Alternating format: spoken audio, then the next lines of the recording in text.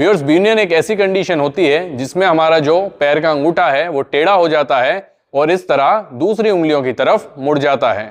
इस कंडीशन को हम हेलक्स वेल्गस भी कहते हैं।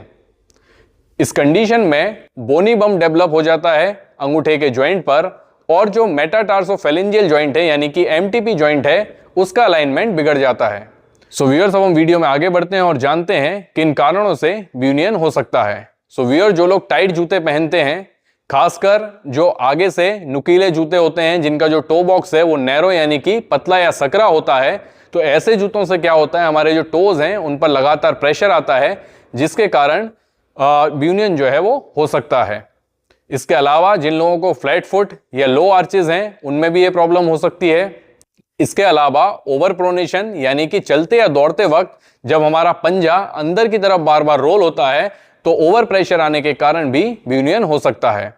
ये कंडीशन जेनेटिकली भी हो सकती है और साथ साथ में जिन लोगों को रिमोटॉइड आर्थराइटिस है उनमें भी ये कंडीशन हो सकती है।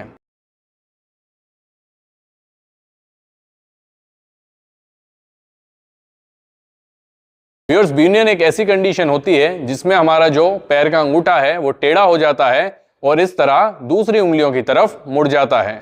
इस कंडीशन को हम हेलक्स वेल्गस भी कहते हैं।